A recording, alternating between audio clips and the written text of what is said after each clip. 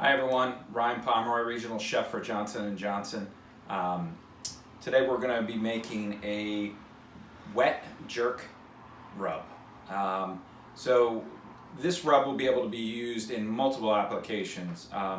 Traditionally, sometimes you see the dry rub, which is what we're going to start with. It's our McCormick jerk spice right here, and we're going to blend it in with some other ingredients and make it into like a paste that can be, you can marinate fish overnight, chicken, whatever you want to do. I highly recommend marinating whatever you do overnight here. So we're going to add some peppers. This is a unique pepper. This is called a Habana pepper. It's very new to the market. It tastes like a Scotch bonnet or a habanero, but it doesn't have the heat. So you can get a lot of the flavor out of here. It's used in a lot of Caribbean dishes. It's probably a little tough to find right now, but you can utilize. I have some other peppers in here too from the garden. I have some banana peppers that are in here, and I have one jalapeno to give it some spice.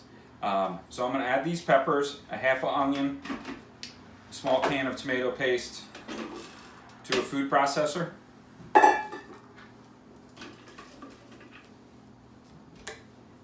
Very simple rub here. 1 can of tomato paste. All right. Go. This is about a half a cup of jerk rub. And then a half a cup of water. But I'm only going to add a little bit at a time here because I want to see what happens with the veggies as we blend it. So everything goes in the food processor. There we go. You want to do this until it's nice and smooth and all the vegetables are blended in. I'm liking the consistency already. The moisture of the peppers are starting to come out. I might not even add any more to it.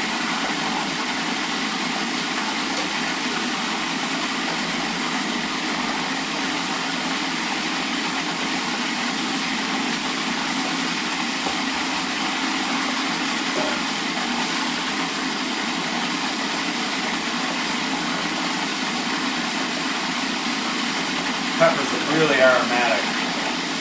It's crazy. I really like the pepper. It has a ton of flavor to it. I'm really excited about being able to use these in the kitchen. Sometimes that pepper just has way too much heat. You can't get a lot of that flavor. So, see, so I put about a half a cup in there. I'll adjust that on the recipe of water. And it's a really awesome looking rub here. So what I'm going to do is I'm going to prep a chicken, a whole chicken. I'm going to rub it with this rub, and then I'm going to let it sit overnight with that, and then we'll be back, put it in an air fryer, and then we will cook it. So this is a multi-step video, but this rub right here, you can see it's awesome looking, right? You can imagine rubbing that down, and then it's going to caramelize as it bakes or roasts or anything in there. So there's the rub, and next part we'll do the chicken. Okay, we washed our bird thoroughly and patted it dry. This will make sure that the rub adheres to the skin and all the meat. Place a generous amount of the rub on the chicken and rub in. Make sure to get all crevices, including the inside of the cavity. This will make sure that the flavor marinates through the whole chicken overnight. You can always add or take more of the rub off.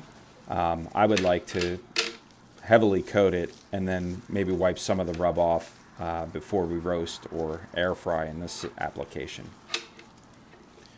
So after it's fully rubbed, what we will do here is we will cover and let the chicken sit overnight in the refrigerator. Next, we will get our air fryer set up and ready to go for tomorrow.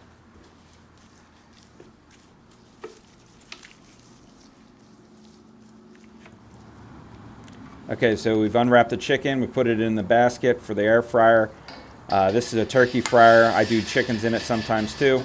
It's on a medium high until the internal temperature reaches 165. Probably takes about 20 to 30 minutes. And you got a beautiful golden brown jerk chicken.